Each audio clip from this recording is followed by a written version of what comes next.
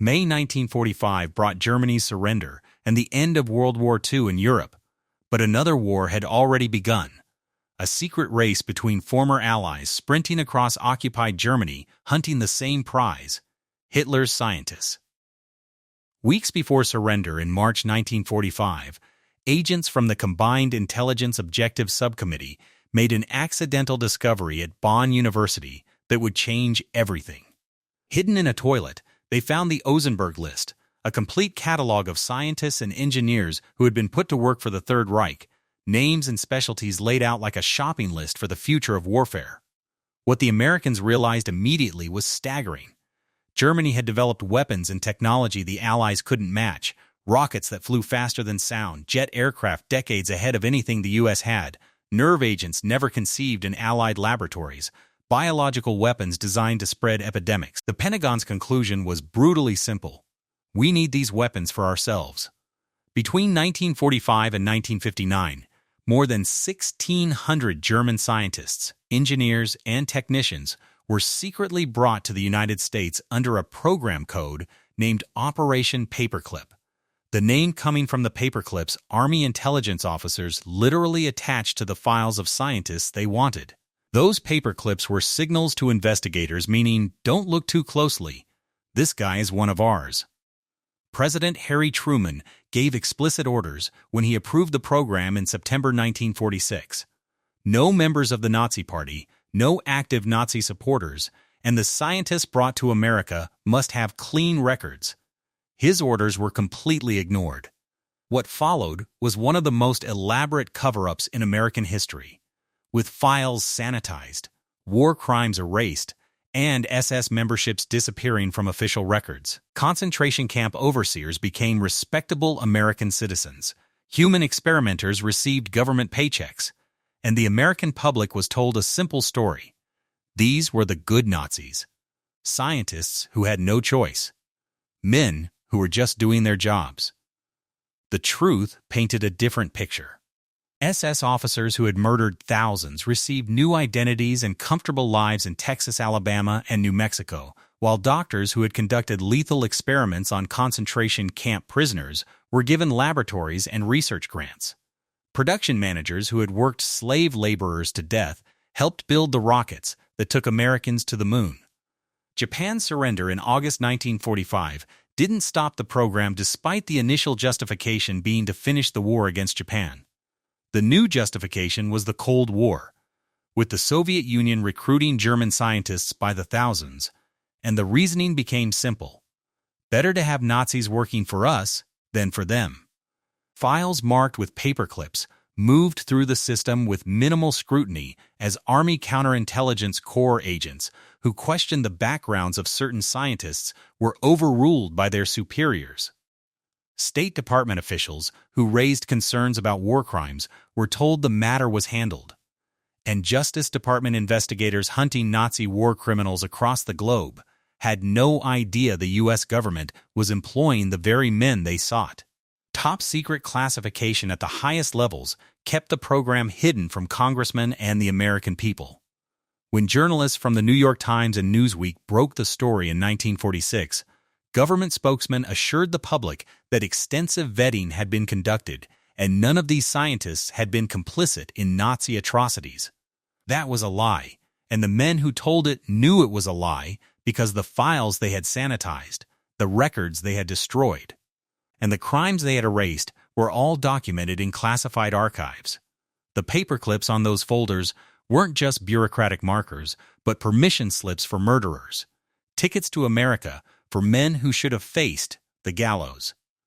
This is the story of Operation Paperclip, the scientists America recruited, the crimes they committed, the lies that brought them here, and the price America paid to win the Cold War. Wernher von Braun became the face of America's space program, handsome and charismatic and brilliant, appearing on Disney television specials in the 1950s, explaining how America would reach the moon.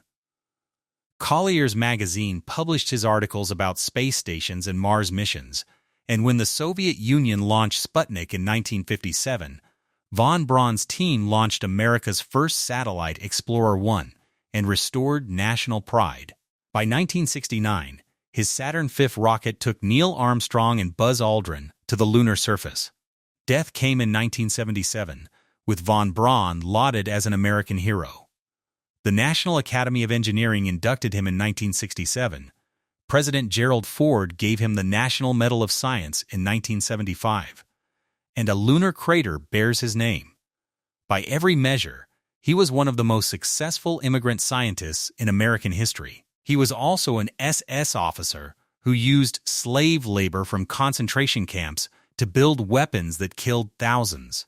Born in 1912 to a Prussian aristocratic family, von Braun became obsessed with space travel as a teenager after reading Hermann Oberth's book The Rocket into Interplanetary Space. And to understand the physics, he taught himself calculus and trigonometry. The German army offered to fund his doctoral dissertation in 1932 at age 20 if he worked on liquid propellant rockets in secret, and he accepted. Months later, Hitler came to power. Conservative and nationalist by upbringing, von Braun seemed to take little interest in Nazi ideology or anti-Semitism initially. What he cared about was building rockets, and the Nazi regime offered unlimited funding to do exactly that, so in 1937 at age 25, he became technical director of a new Army rocket facility at Peenemünde on the Baltic coast. Money poured in, his team grew, and his rockets got bigger. That same year brought a letter asking him to join the Nazi Party, and since it required little commitment and refusing might damage his career, he joined. The party membership was convenient, nothing more. Spring 1940 brought a different invitation when an SS officer approached with a message from Reichsfuhrer SS Heinrich Himmler himself. Rejoin the SS as an officer. Von Braun asked his military superior Walter Dornberger for advice, got told it would be politically inconvenient for the missile program if he refused, and accepted. By 1943, he had risen to Sturmbannführer, the rank of major, thanks to Himmler's appreciation for his rocket work. October 3, 1942, at Peenemünde, the first successful launch of the A-4 rocket, later designated the V-2, flew perfectly, reaching the edge of space before arcing back to Earth. Von Braun and his team celebrated having built the world's first ballistic missile, a weapon unlike anything that had ever existed, 46 feet long, weighing 29,000 pounds, flying at 3,500 miles per hour, and delivering a 2,200-pound warhead to a target 200 miles away. The British couldn't shoot it down because it flew faster than sound and couldn't find the mobile launch crews. Starting in September 1944, von Braun's creation began falling on London, Antwerp, and Paris, and over 3,000 were launched before the war ended. They killed at least 2,750 people in London alone, nearly 7,000 across the continent, almost all civilians. But more people died building the V-2 than were killed by it. Initially, Peenemünde used forced laborers who were fed adequately and worked 12-hour shifts. Not treated well, but not being systematically murdered. That changed after August 17, 1943, when British bombers conducted Operation Hydra and dropped 3 million pounds of explosives on Peenemünde. The raid killed 735 people, almost all of them slave laborers. Nazi leadership decided production needed to move underground, safe from Allied bombs, choosing Mittelwerk, a former gypsum mine near Nordhausen, being excavated into a massive underground factory. The labor would come from a new concentration camp, Mittelbau Dora. Approximately 20,000 prisoners died building V-2 rockets at Mittelwerk from starvation, disease, exhaustion, beatings, and executions. The underground sleeping quarters were horrific, packed tunnels with no ventilation, no sanitation, and minimal food, where prisoners worked until they collapsed, and when they could no longer work, they were killed or left to die. Wernher von Braun visited Mittelwerk at least 12 to 15 times between late 1943 and February 1945, walked through the factory and the underground sleeping quarters, saw the conditions and the prisoners skeletal and dying. Not once did he protest. French resistance fighter Guy Morand was imprisoned at Dora and testified in 1995 that after a suspected sabotage attempt, von Braun ordered a prisoner to be flogged. Robert Casaubon, another French prisoner, stated that von Braun stood by as prisoners were hanged by chains suspended from cranes. Adam Kabala, a Buchenwald inmate, testified that German scientists, led by Prof. Wernher von Braun, went to the concentration camp to pick slave laborers, saw the exhaustion of the inmates, their arduous work and their pain, and not one single time did Prof. Wernher von Braun protest. Von Braun later claimed he was trapped, that he couldn't object without risking his own life. And there's some truth to that. March 1944 brought his arrest by the Gestapo for defeatism after he drunkenly remarked at a party that Germany would probably lose the war and that the main task was building a spaceship. 2 weeks in prison followed until Dornberger and Armaments Minister Albert Speer intervened to get him released because Hitler needed his rockets. Being trapped doesn't explain selecting prisoners from concentration camps, walking through Mittelwerk's tunnels and saying nothing about the dying men building his rockets, or the post-war silence. May 1945 brought von Braun's surrender to American forces in Bavaria along with 120 members of his rocket team. Operation Paperclip brought them to Fort Bliss, Texas in June 1945, then White Sands Proving Grounds in New Mexico, classified as War Department special employees, and immediately put to work testing captured V-2 rockets. In 1950, the team moved to Redstone Arsenal in Huntsville, Alabama, where von Braun would spend the next 2 decades. Fame followed. Disney hired him for television specials about space exploration, Collier's published his articles, and after Sputnik, he became a national hero for launching Explorer 1. In 1960, his division transferred to NASA, and he became the first director of the Marshall Space Flight Center, designing the Saturn V rocket that remains the most powerful rocket ever successfully flown. July 20, 1969, the Apollo 11 lunar module touched down on the moon, and von Braun's rocket had made it possible. America had won the space race, and the boy who dreamed of space travel had achieved his dream. The prisoners who built his rockets, the 20,000 who died in the tunnels at Mittelwerk, never saw justice because von Braun was never prosecuted. He was investigated in 1961 for his SS membership, and the FBI concluded he had joined solely to advance his career and avoid imprisonment, so the investigation closed. When he died in 1977 at age 65, obituaries called him a visionary, a genius, the father of America's space program, and the slave laborers who built the V-2, the concentration camp prisoners who died so he could pursue his dream, were barely mentioned.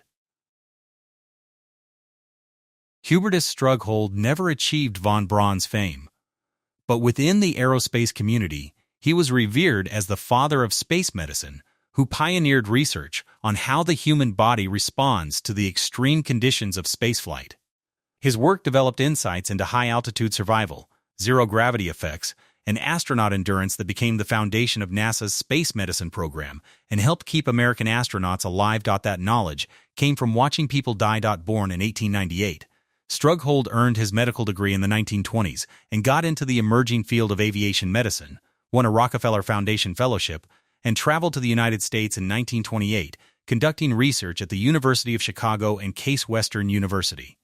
When he returned to Germany in the early 1930s, a promising career as a university professor seemed assured. In 1935, the Nazi regime hired him as director of the Research Institution for Aviation Medicine, a think tank sponsored by Hermann Göring's Ministry of Aviation, and as the Luftwaffe's chief aeromedical researcher from 1935 until the end of the war. Strughold was tasked with solving how to keep pilots alive at high altitudes and extreme conditions. The experiments he conducted, and those conducted by his subordinates with his knowledge, were monstrous. At Dachau concentration camp, the SS built portable pressure chambers for the Luftwaffe, where camp inmates, mostly Polish and Soviet prisoners of war, were locked inside.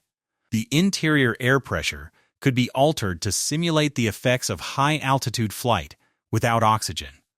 replicating what would happen if a pilot had to bail out at extreme altitude, and the subjects were forced to endure these conditions until they lost consciousness, suffered seizures, or died. Scientists recorded every detail: how long until unconsciousness, what brain damage occurred, whether the victim could be revived. Some prisoners were frozen to death in ice water or left naked in freezing temperatures for hours, the goal being to determine how long a downed pilot could survive in the North Atlantic or similar conditions. Subjects experienced severe suffering before dying. Then they were thawed to see if doctors could save them, and most couldn't be saved. But the data was meticulously recorded. Strughold's Institute performed experiments on young children taken from psychiatric asylums who were subjected to pressure changes, temperature extremes, and other tests to determine human limits. They weren't volunteers or criminals, but children, used as test subjects and discarded when the experiments killed them. For decades after the war, Strughold denied everything and claimed he only heard of the Dachau experiments through a meeting in Nuremberg and a radio broadcast. He was lying, and the evidence proved it, because Himmler's SS records showed Strughold was close with individuals directly involved in the freezing experiments, and 2 CIOS reports submitted by investigators named Strughold specifically in connection with the experiments and raised serious suspicions about his involvement. At a Nazi medical conference in 1942, Strughold spoke in detail about the cold experiments being conducted, didn't just know about them, but discussed the findings, the methodology, and the results. He was an active participant in the scientific community that was torturing people to death. None of this prevented Operation Paperclip from bringing him to America, where after the war, Strughold was recruited by the U.S. Air Force and became head of NASA's Department of Space Medicine. Working alongside Wernher von Braun on the Apollo space missions, he put a rhesus monkey named Albert in a pressurized nose cone on a V-2 rocket in June 1948 as the first step towards sending humans into space.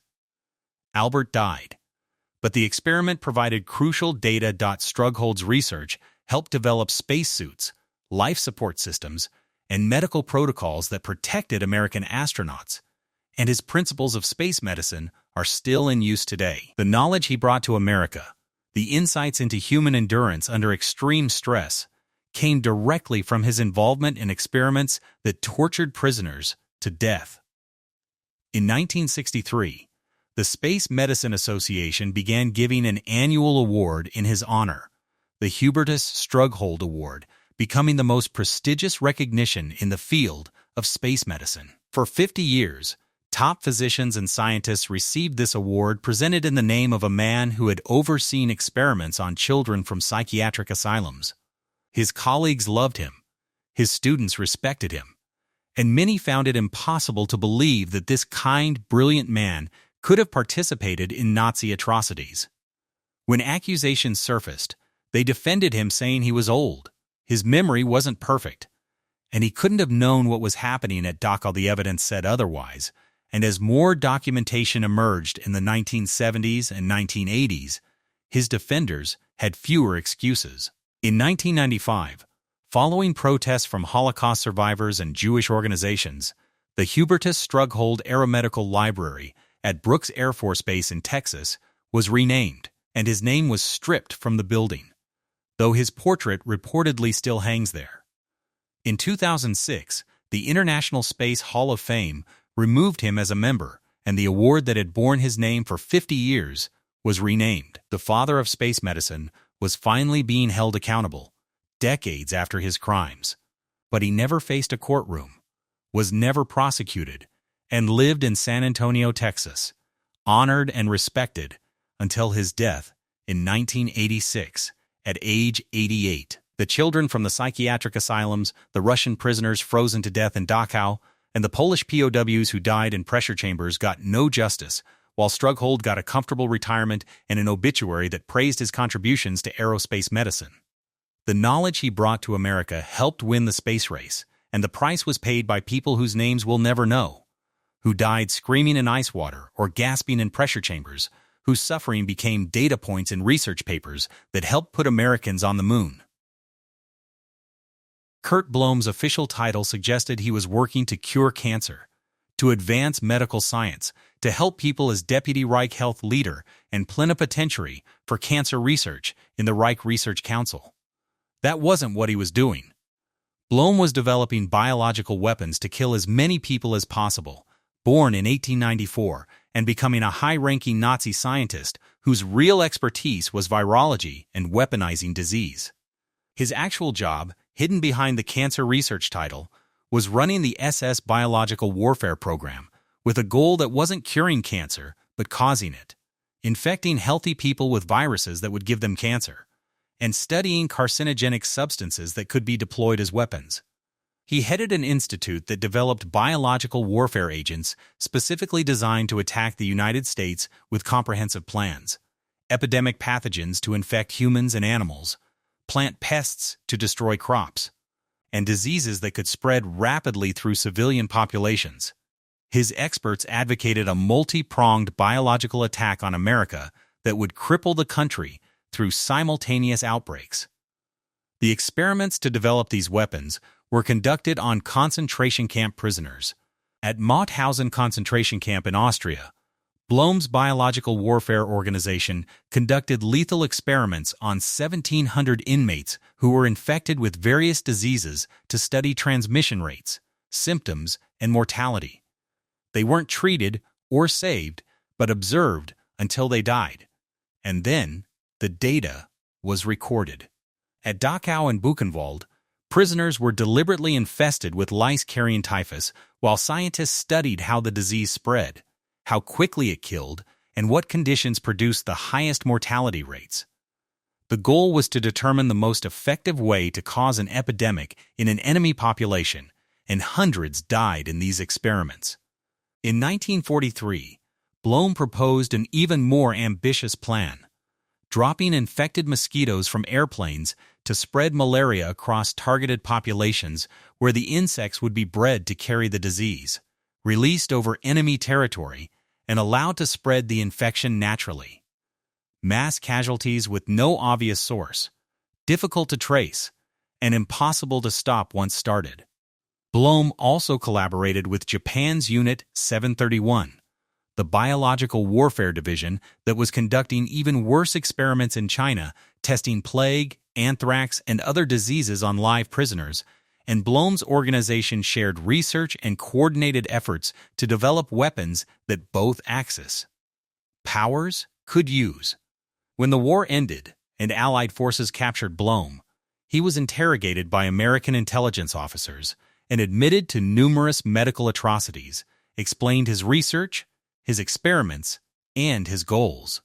Overwhelming evidence of crimes against humanity existed. Concentration camp survivors testified about what he had done, and documents proved his involvement in biological warfare development and human experimentation. Charged at the Nuremberg doctors' trial with performing euthanasia and conducting human experimentation, the evidence was damning, and he should have been convicted.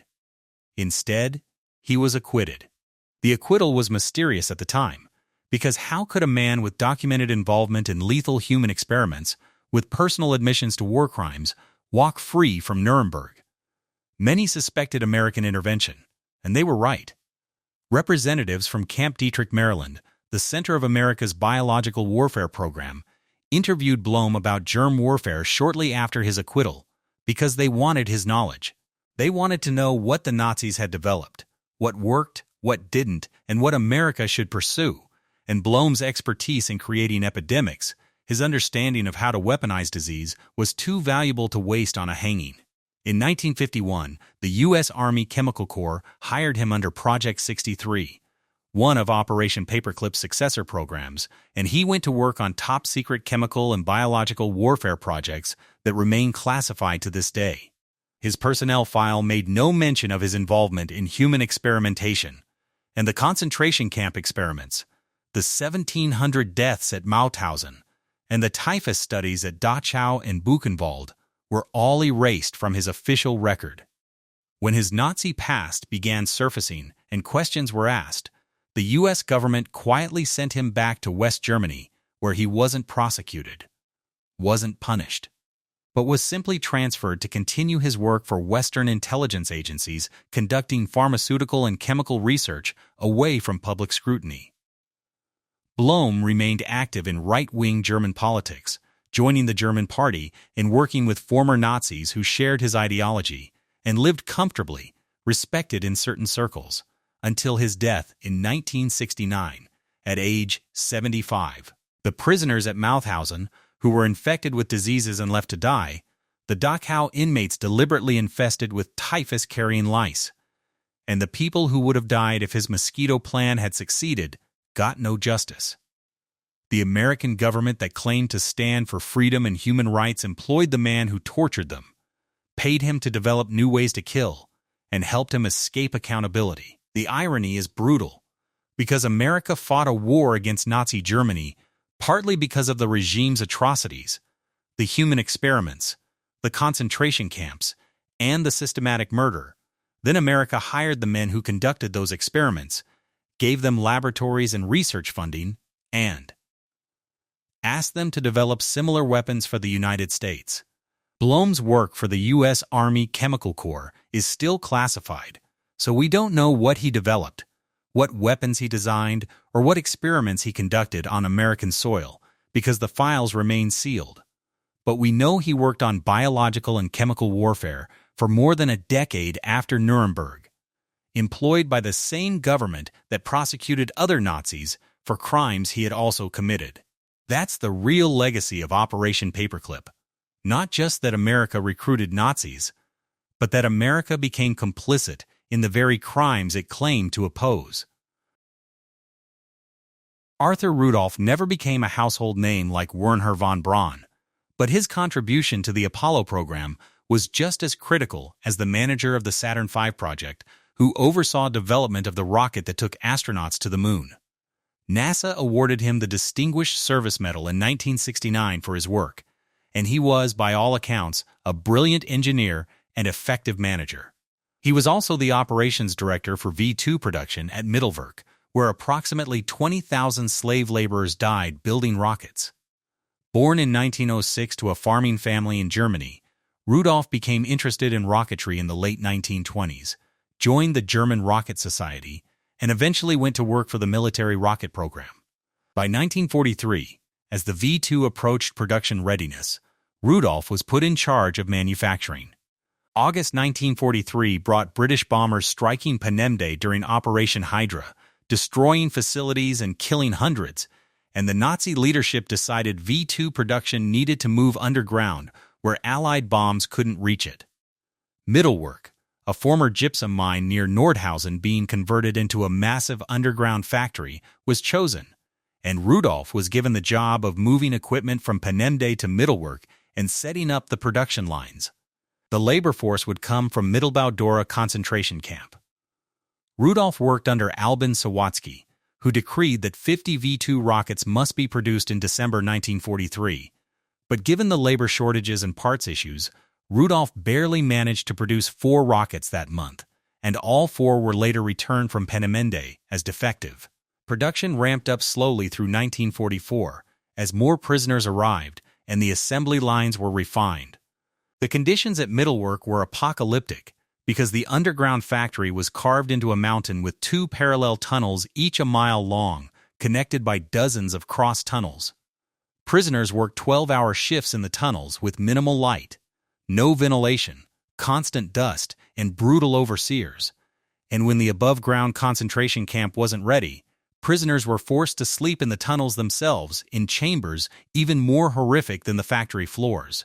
Workers were deprived of air, light, food, and medical attention, collapsed from exhaustion, and were beaten back to their feet. And when they could no longer work, they were killed or left to die. Sabotage attempts were met with public executions, and in January 1945, the SS ordered all civilians and prisoners to attend the hanging of 6 to 12 prisoners accused of sabotage as a warning to anyone who might resist.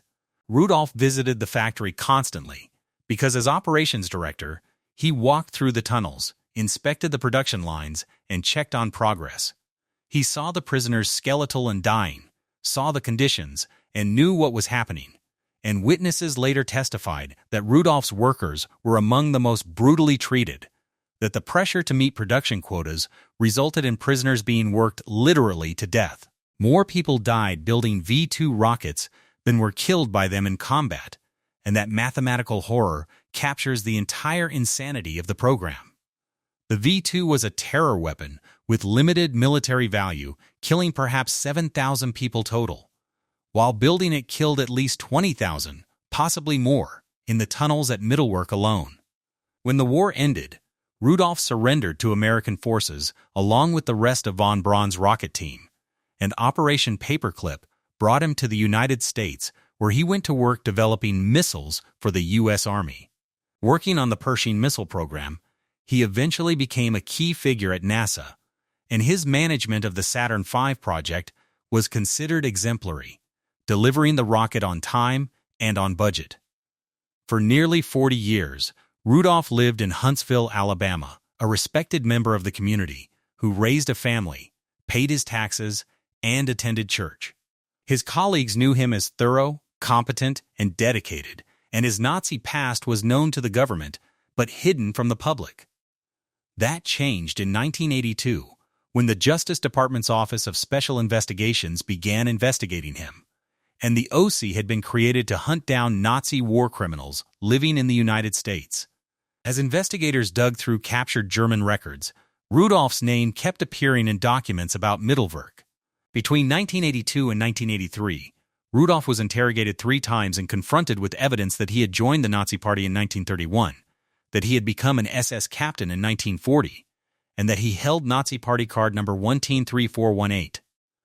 Shown testimony from Mittelwerk survivors describing the brutal conditions and accusing him of working thousands of slave laborers to death.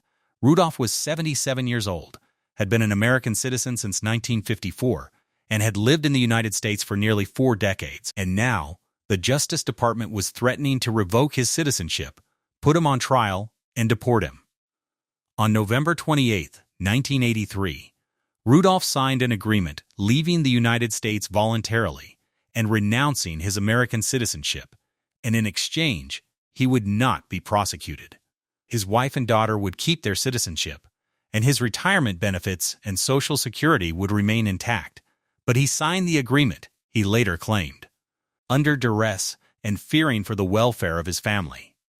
In March 1984, Arthur and Martha Rudolph left the United States, and he renounced his citizenship in May while in West Germany. The Justice Department announced that Rudolph had agreed to leave rather than face charges that he worked thousands of slave laborers to death in a Nazi missile factory.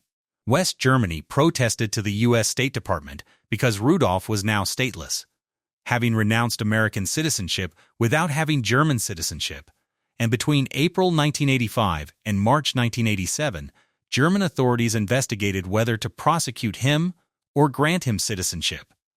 They questioned witnesses, reviewed documents, and concluded there was no basis for prosecution because the statute of limitations had expired on the only applicable crimes.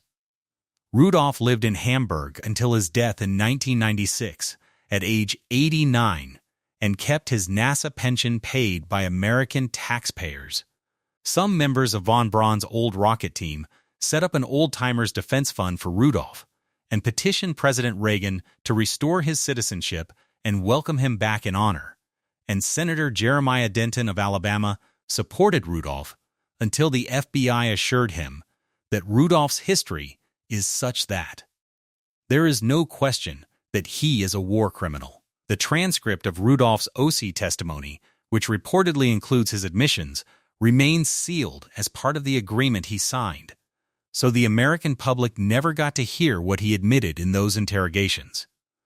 20,000 people died in the tunnels at Mittelwerk, and Rudolph helped manage the system that worked them to death. He lived to 89, comfortable and pensioned, while his victims died screaming in underground darkness decades earlier.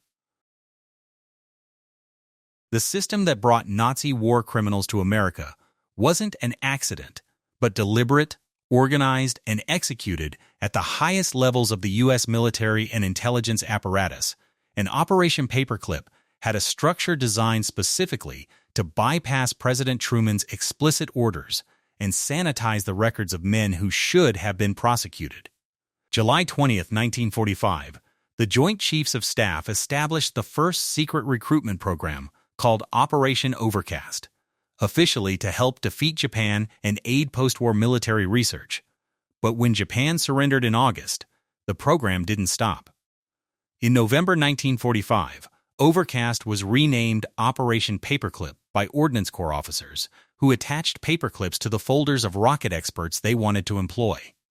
The Joint Intelligence Objectives Agency, or JIOA, was created as a subcommittee to oversee the operation with representatives from Army Intelligence, Naval Intelligence, Air Force Intelligence, and the State Department.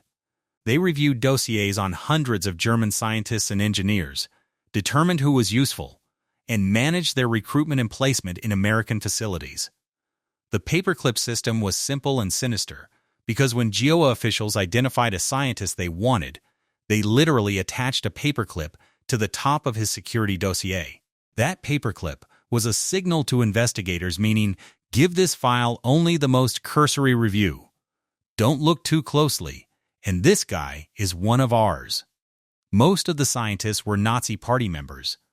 Many belonged to the SS, and some had directly participated in war crimes. But the paperclip told investigators to ignore all of that. Army intelligence officers were ordered to rewrite the dossiers with incriminating evidence eliminated, war crimes deleted from the records, SS memberships downplayed or removed entirely, and involvement with concentration camps disappearing. References to human experimentation vanished, and clean files were created for immigration purposes that made these men look like apolitical scientists who just happened to work in Germany during the war.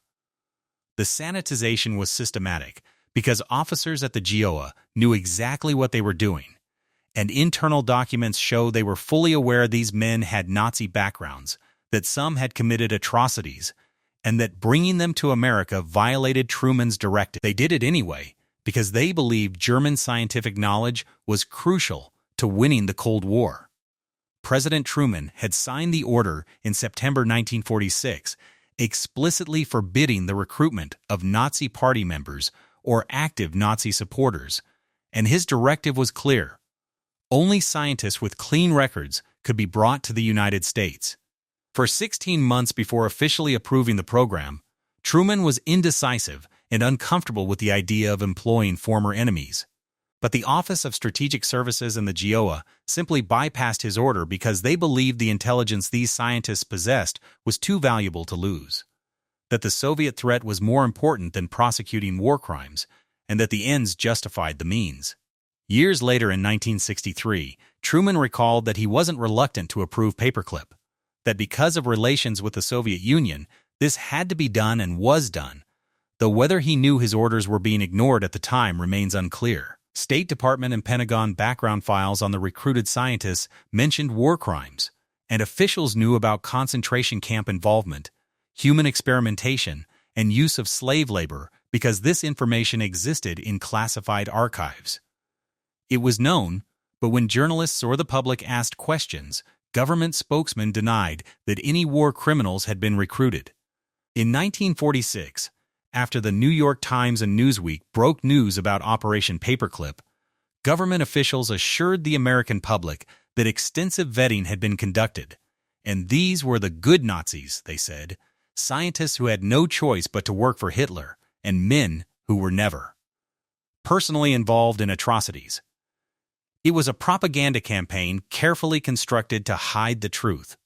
The truth was that approximately 1,600 scientists, engineers, and technicians were brought to the United States between 1945 and 1959, along with their families totaling several thousand people, and the majority became U.S. citizens in mass naturalization ceremonies in 1954 and 1955.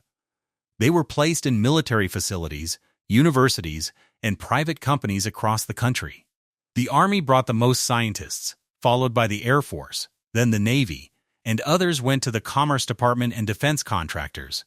The operation was valued at $10 billion in patents and industrial processes, an enormous transfer of intellectual property from defeated Germany to victorious America. Most scientists were dispersed as individuals or small groups to laboratories, universities, and companies throughout the United States, which meant they didn't have the public profile of von Braun's Huntsville rocket team and attracted less scrutiny. They quietly integrated into American society, became citizens, raised families, and died respected members of their communities. Only one Operation Paperclip scientist, Georg Ricke, was ever formally tried for war crimes because he was returned to Germany in 1947 to stand trial at the Dora trial for his role at Mittelwerk. He was acquitted, and no other paperclip scientist was ever found guilty of any crime in the United States or in Germany. The Justice Department's Office of Special Investigations, created to hunt down Nazi war criminals who fled to America after the war, operated for decades without knowing the U.S. government had deliberately brought in and protected the very men they were supposed to be hunting. When OSI investigators finally learned about Operation Paperclip in the 1970s, they were stunned because the government they worked for had been hiding Nazis for 30 years. The system worked exactly as designed, with war criminals receiving new identities, comfortable lives, and American citizenship. Their files were sanitized, their crimes erased, and their victims forgotten. And when anyone asked questions, government officials lied, assured the public that proper vetting had occurred, and classified the documents that proved otherwise. The paperclips on those folders weren't bureaucratic markers, but permission slips for murderers, tickets to America for men whose hands were covered in blood, and signals that said some things matter more than justice. Wernher von Braun, Hubertus Strughold, Kurt Blom, and Arthur Rudolph were just the most prominent names, but Operation Paperclip brought over 1,600 German scientists to America, and many of them had backgrounds just as disturbing, crimes just as serious, and lies just as carefully constructed. Kurt D. Buse was an ardent Nazi and SS member who became the first director of NASA's Kennedy Space Center, overseeing construction of the Vertical Assembly Building, a structure bigger in volume than the Pentagon, where Saturn V rockets were assembled for the moon missions. In 1969, NASA awarded him the Distinguished Service Medal for his contributions to the Apollo program. A lunar crater is named after him, and he died in 1983. Honored and respected, never prosecuted. Walter Schreiber served as Deputy Surgeon General of the Third Reich and arrived in the United States in 1951 under Operation Paperclip, but weeks after his arrival, the Boston Globe published accusations that he had been party to human experiments conducted by Kurt Blom at Ravensbrück concentration camp. The story created a scandal, and rather than face investigation, Schreiber was quietly helped by the U.S. military to emigrate to Argentina, where he disappeared from public view. Because America had recruited him, the press exposed him, and the solution was to help him escape. Dieter Grau worked at Mittelwerk with Arthur Rudolph during the war, with his job being quality control, which included debugging the production line by uncovering sabotage attempts by prisoners. After the war, Operation Paperclip brought him to the United States, where he served as quality director on rocket projects led by Wernher von Braun, including the Saturn V, and he worked in Huntsville, Alabama, alongside other former Mittelwerk staff, developing the rocket that took America to the moon. He admitted in an interview that he had been briefly posted at Mittelwerk, but downplayed his role. Gunther Haukel was another von Braun team member who worked at Mittelwerk, and a 1947 U.S. Army intelligence report described him as an SS member and noted stormtrooper whose record was indicative of an instilled believer in Nazism and labeled him a potential security threat to the U.S. That assessment would normally disqualify someone from entering America, but by 1948, a new Army report on Haukel stated there was nothing in his records indicating he is a war criminal, an ardent Nazi, or otherwise objectionable for admission into the U.S. as an immigrant. The file had been sanitized. Haukel was brought to America and lived in Huntsville until his death. Ernst Eckert developed thermal protection systems for spacecraft, technology critical for re-entry when capsules returned from space, and his work on heat transfer helped keep astronauts from burning up in the atmosphere. Like many paperclip scientists, his expertise was deemed more valuable than investigating his wartime activities. Georg Ricke was Arthur Rudolph's superior at Mittelwerk, overseeing even more of the operation that worked prisoners to death, and after the war, he was the only Operation Paperclip scientist formally tried for crimes.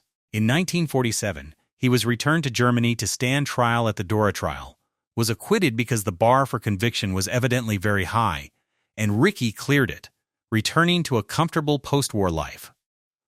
Walter Dornberger was a major general who commanded the V2 program and was Wernher von Braun's military superior, overseeing the entire operation from Pennende through Mittelwerk, knew about the slave labor, and approved the system that killed thousands. After the war, Operation Paperclip brought him to the United States, where he worked on guided missiles for the Air Force and later became a vice president at Bell Aircraft, consulted on aerospace projects, and lived prosperously until his death in 1980. Otto Ambros was Hitler's favorite chemist, critical to Nazi Germany's synthetic rubber production, and was convicted at Nuremberg of mass murder and slavery, sentenced to 8 years in prison. John J.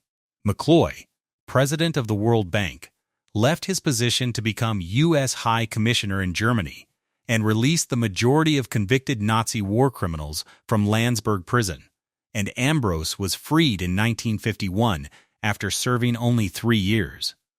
While not technically part of Paperclip, his release showed how American officials were willing to excuse Nazi crimes when the person seemed useful.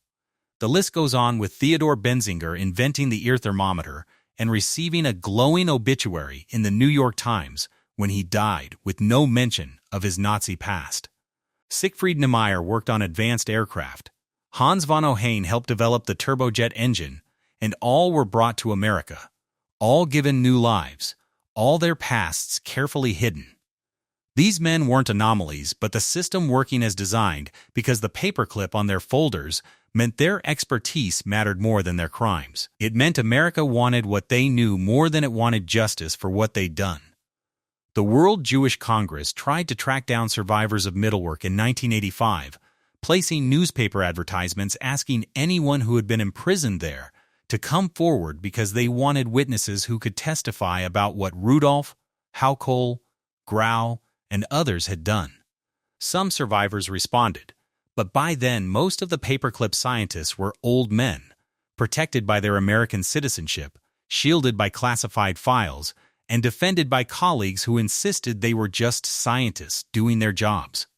Only a handful ever faced consequences, with Arthur Rudolph losing his citizenship, Hubertus Strughold losing some honors posthumously, and a few others having their names quietly removed from awards or buildings. But none went to prison, none stood trial in America, and none faced the victims or their families in a courtroom. The vast majority lived out their lives peacefully, died in their beds, and were buried with honor because their expertise built America's military and space programs, their knowledge helped win the Cold War, and their crimes were filed away in classified archives marked with paperclips that said, "Don't look too closely." America wasn't alone in hunting Nazi scientists, because the moment Germany surrendered, a race began between former allies to capture Hitler's experts, and the Soviet Union was playing the same game with even less restraint. October 22, 1946, the Soviets launched Operation Osoavikim, their answer to Operation Paperclip, and in a single night, more than 2,200 German specialists and their families were rounded up and forcibly relocated to the Soviet Union. Soviet troops knocked on doors across occupied East Germany, gave families mere hours to pack, and loaded them onto trains heading east, with entire research teams disappearing overnight and transported to Soviet facilities where they would work whether they wanted to or not. Unlike the Americans, who at least maintained the pretense of voluntary recruitment, the Soviets simply kidnapped people, engineers, scientists, technicians, their wives and children, all taken in one coordinated sweep. The Americans recruited 1,600 over 14 years, while the Soviets grabbed 2,200 in one night and kept going. Helmut Grittrup led the German collective in the Soviet rocketry program after working at Pennende with von Braun and knowing the V2 inside and out. The Soviets wanted that knowledge desperately, and while von Braun was selling America on space travel through Disney specials, Grittrup was helping the Soviets build their own rocket program under very different circumstances. The race for Nazi technology had started even before Germany surrendered, because both American and Soviet forces prioritized capturing research facilities, documents, and personnel as they advanced into Germany. The Americans formed specialized teams like the Combined Intelligence Objectives Subcommittee to follow behind combat troops, confiscating war-related documents and interrogating scientists as German facilities were seized. May 1945 brought the US-Sutton intercepting a German U-boat off Newfoundland with Dr. Heinz Schlicke, director of Naval Test Fields at Kiel, on board. The submarine's cargo included plans for the HS-293 glider bomb, the V-1 glide bomb, the V-2 rocket, the Me-262 jet fighter, low observable submarine designs, and lead-lined boxes filled with 1,200 pounds of uranium oxide, a key ingredient for atomic bombs, and this single capture gave the U.S. a treasure trove of advanced weapons technology. Both superpowers wanted the same people, and Wernher Heisenberg, Germany's leading atomic physicist, was a prime target for both sides. The British got to him first and kept him in custody until determining he wouldn't be useful for weapons development, and other scientists were literally caught in the middle, trying to decide whether to surrender to Americans, Soviets, or British forces based on who would treat them better and offer the best opportunities. The British ran their own operation, called Operation Matchbox, recruiting German scientists for British research programs, and France also recruited German experts, though on a smaller scale. Every Allied power recognized that Germany had achieved technological breakthroughs during the war, and everyone wanted access to that knowledge in a global scramble for Nazi expertise. The justification was always the same: if we don't take them, someone else will, and when American officials were questioned about employing Nazis, they pointed to Soviet recruitment as proof the program was necessary. The Soviets are doing it, they argued, so we have no choice because it's a matter of national security, and we can't let the enemy have these weapons. The logic was compelling in the context of the emerging Cold War, because by 1947, the wartime alliance with the Soviet Union had collapsed into hostility. The Berlin blockade, the Iron Curtain, the communist takeover of Eastern Europe, and nuclear weapons development all made the Nazi scientists seem like a strategic asset that couldn't be surrendered to the other side. But the competition with the Soviets also served as a convenient excuse, because yes, the Soviets were recruiting German scientists. But that didn't mean America had to abandon its principles. It didn't mean war criminals should be given American citizenship, didn't mean files should be sanitized and crime should be erased, and the Soviet threat was real. But it was also used to justify decisions that violated America's stated values. The Soviets eventually extracted what they needed from their German scientists and sent most of them back to East Germany by the mid-1950s, while the Americans naturalized their Germans as citizens and integrated them permanently into American society. Two different approaches to the same problem, both morally compromised and both justified by Cold War necessity. In a 1969 television interview about the moon landing, Helmut Grittrup argued that automatic space probes could gather the same scientific data at 10 to 20% of the cost of crewed missions, and that the money would be better spent elsewhere. Von Braun responded that space flights gave mankind a chance to become immortal, that when Earth could no longer support life, humans could emigrate to other planets. Both men had worked at Peenemünde. Both had helped develop the V-2.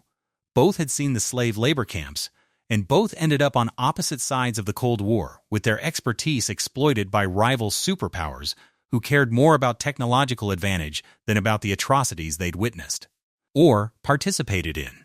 The competition between America and the Soviet Union for Nazi scientists wasn't just about rockets or weapons, but about normalizing the idea that talent excuses crimes, that knowledge matters more than justice, and that the ends justify the means. Both superpowers made that calculation, and both lived with the consequences. For decades, Operation Paperclip remained largely hidden from the American public, with the program classified, the files sealed, and government officials denying that war criminals had been recruited. Most Americans who watched Wernher von Braun on Disney television or read about the moon landing had no idea about his SS membership or the slave labor that built his rockets. That began to change in the 1970s when intrepid journalists started uncovering the truth, and reporters digging through declassified documents found evidence that contradicted official government statements. They discovered sanitized files, erased war crimes, and deliberate cover-ups. And the good Nazi story the public had been told was falling apart. In 1985, journalist Linda Hunt published Secret Agenda, a book that revealed documents showing the U.S. government had knowingly recruited war criminals, and Hunt had obtained files through Freedom of Information Act requests that proved officials were fully aware of the Nazi backgrounds of paperclip scientists. The files showed deliberate sanitization, explicit decisions to hide evidence, and systematic deception of the American public. The revelations prompted a strong moral backlash, especially from Jewish organizations, because the World Jewish Congress, Holocaust survivors, and advocacy groups demanded accountability. How could America, which had fought a war against Nazi Germany, employ the very men who had committed Nazi atrocities? And how could the government that prosecuted war criminals at Nuremberg protect other war criminals with American citizenship? Michael J. Neufeld's 1995 book, The Rocket and the Reich, provided a detailed historical account of the Pennende rocket program and shed light on Wernher von Braun's Nazi background. Neufeld, a historian at the Smithsonian's National Air and Space Museum, documented von Braun's SS membership, his visits to Mittelwerk, and his knowledge of slave labor, and the book made it impossible to maintain the fiction that von Braun was an apolitical scientist. In 2014, Annie Jacobsen published Operation Paperclip, the secret intelligence program to bring Nazi scientists to America, the most comprehensive expose yet, and Jacobsen's research revealed the full scope of the program, profiling individual scientists and documenting their crimes in detail. The book showed not just that America had recruited Nazis, but that officials had gone to extraordinary lengths to hide what they'd done. The 1984 Arthur Rudolph case marked a turning point because when the Justice Department forced Rudolph to renounce his citizenship and leave the country, it became national news. Americans learned that a man who had worked thousands of prisoners to death at Mittelwerk had been living comfortably in Alabama for nearly 40 years, managing the Saturn V program that put astronauts on the moon. The Rudolph case raised an obvious question: how many others were still living in America unpunished? And Senator Jeremiah Denton of Alabama initially supported Rudolph until the FBI informed him that Rudolph was unquestionably a war criminal. The Senate Judiciary Committee faced pressure to investigate, though no hearings were ultimately held, and the World Jewish Congress placed newspaper advertisements searching for Mittelwerk survivors who could testify. Defenders of Operation Paperclip made several arguments claiming that without these scientists, the Soviet Union would have achieved technological superiority during the Cold War. America needed their expertise to develop missiles, rockets, and space technology. The moon landing wouldn't have happened without them, and national security required making difficult moral compromises. Some argued that the scientists were trapped, that they had no choice but to work for Hitler, and that refusing would have meant death. Von Braun's supporters pointed to his 1944 arrest by the Gestapo as evidence he wasn't a true Nazi, and claimed he was just a scientist who wanted to build rockets where politics didn't interest him. Others took a more pragmatic view, saying yes, these men committed crimes, but they paid a price by providing America with knowledge that helped win the Cold War. Their expertise was a form of restitution. America got technology worth billions, and in exchange, they got to live in freedom. The critics saw things differently because the ethical cost of ignoring war crimes, they argued, was too high. 6 million Jews were murdered in the Holocaust, along with millions of others, and only 6,656 Nazis were ever convicted of war crimes when at least 200,000 individuals actively participated in persecution and murder. Operation Paperclip ensured that hundreds more escaped justice entirely. The numbers tell a brutal story, with 20,000 people dying while building V-2 rockets at Mittelwerk, 1,700 killed in Kurt Bloem's biological warfare experiments at Mauthausen, and thousands more dying in Hubertus Strughold's medical experiments. The victims of Dachau, Buchenwald, Ravensbrück, and other camps where paperclip scientists conducted their research never saw justice. Meanwhile, the perpetrators lived to old age, with von Braun dying at 65 honored as a hero, Strughold dying at 88 in San Antonio, and Bloem dying at 75 in West Germany, active in right-wing politics until the end. Most died in their beds, surrounded by family, with obituaries that praised their contributions to science and never mentioned their crimes. The moral calculation America made was clear. Winning the Cold War mattered more than prosecuting war criminals, technological advancement mattered more than justice for Holocaust victims, and knowledge mattered more than accountability. Talent, no matter how it was acquired or what crimes accompanied it, deserved protection. That calculation succeeded because America did achieve military and technological superiority, the space program did put men on the moon, and the weapons developed by paperclip scientists did give America advantages during the Cold War. Measured purely by strategic outcomes, Operation Paperclip worked, but it also meant that justice was sacrificed for strategic advantage, that America became complicit in the crimes it claimed to oppose, and that the message sent to the world was that useful monsters deserve protection.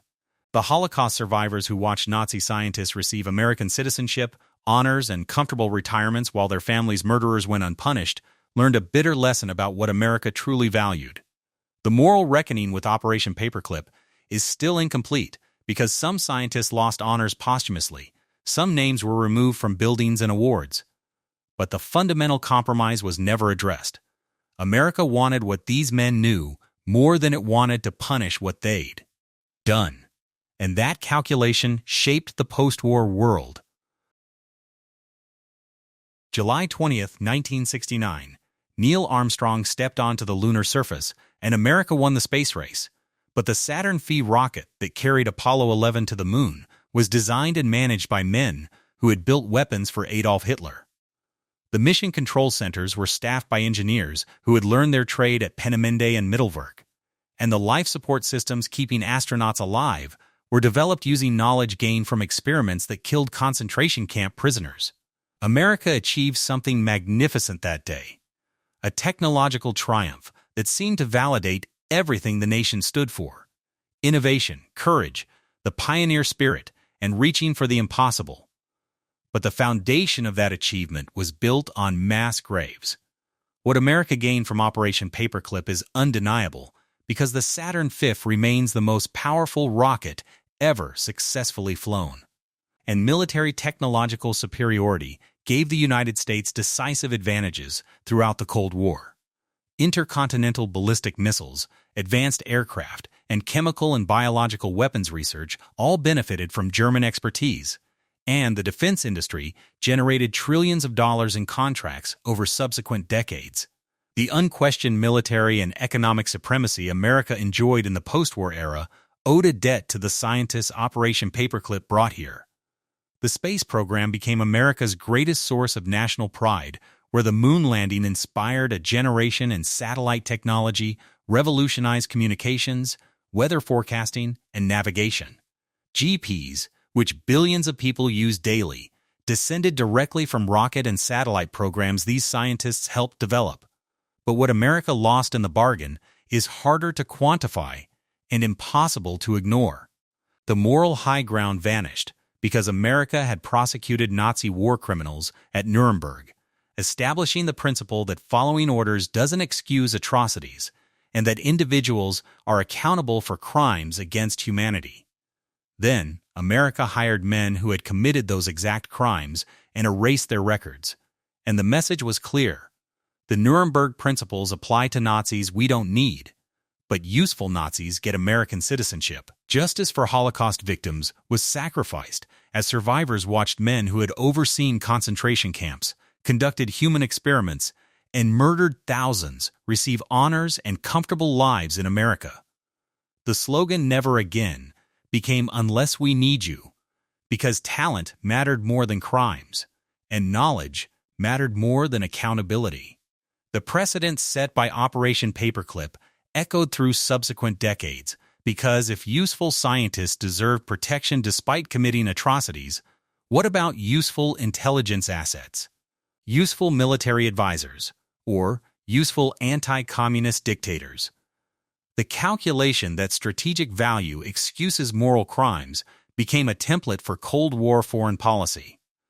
America became complicit in the very crimes it claimed to oppose because the government that said it fought World War II to stop fascism and genocide employed the men who had implemented those policies.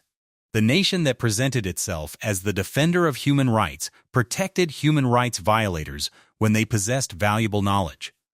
The Faustian bargain was this: sell your principles for technological advancement, trade justice for strategic advantage, and accept that some evils are worth tolerating if they serve national interests. And America made that deal, knowing exactly what it was doing, with files that documented the crimes being deliberately destroyed to hide the truth. The questions that remain have no easy answers because was it worth it? Could America have achieved the same technological progress without employing war criminals? And how many paperclip scientists died unpunished in America with their crimes never publicly acknowledged? What classified projects remain hidden in sealed archives? And did the ends justify the means? Operation Paperclip worked by its own standards because the scientists were successfully recruited, the technology was transferred, the knowledge was exploited, and America became a superpower with military capabilities that dominated the world for generations. Measured purely by strategic outcomes, the program was a stunning success. But success came at a price that extends beyond the 20,000 who died at Middlework or the thousands killed in medical experiments, because the price was America's claim to moral authority, the principle that some things matter more than winning, and the idea that justice isn't negotiable even when convenience suggests otherwise. Every rocket launch, every satellite deployment, and every advancement from the space program carries this legacy, because the technology is real, the benefits are undeniable, and the blood on which it was built has never washed away. Operation Paperclip proved that America valued victory over virtue, that strategic necessity could justify almost anything, and that useful monsters would always find sanctuary. That's the legacy we inherited, and that's the debt that remains unpaid. The prisoners who died building V-2 rockets never saw justice. The children experimented on in Strughold's laboratories never got acknowledgement. And the victims of Bloem's biological warfare tests were forgotten. Their suffering became data points that helped America reach the moon and win the Cold War.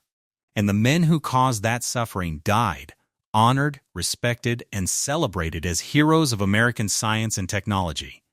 That's what Operation Paperclip achieved. That's what it cost, and that's the truth America still struggles to confront.